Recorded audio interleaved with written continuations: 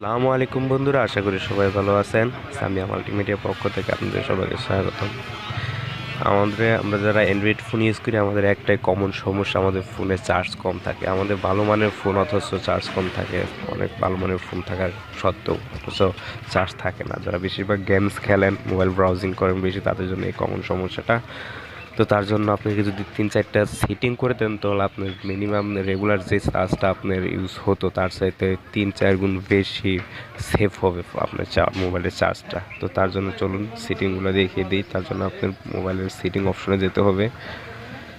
Setting অপশনে যাওয়ার পর আপনি বেশি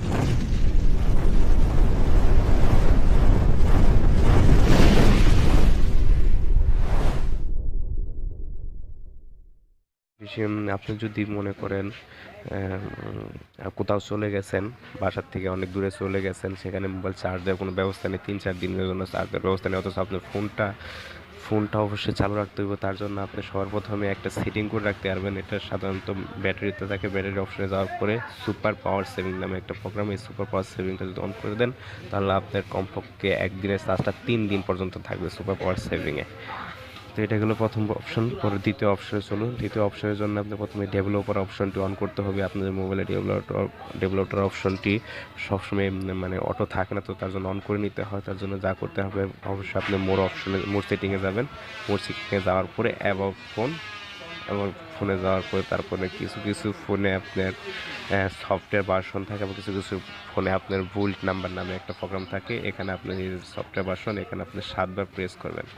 7বার প্রেস করার পরে আপনার ডেভেলপার অপশনটা চালু হয়ে যাবে। আপনি খুঁজে দেখবেন সেটিংয়ের বেশিরভাগ মোবাইলের নিচের দিকে থাকে।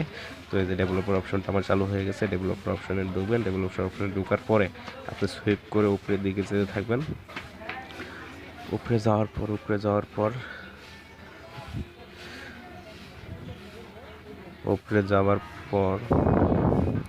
নিচে যাওয়ার পর দেখতে পারবেন এখানে উইন্ডো অ্যানিমেশন স্কেল, এই প্রোগ্রামটা আপনি X1 আছে, আপনি অফ করে দিবেন।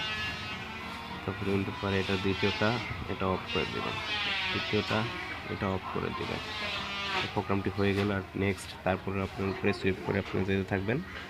যাওয়ার পরে দেখবেন,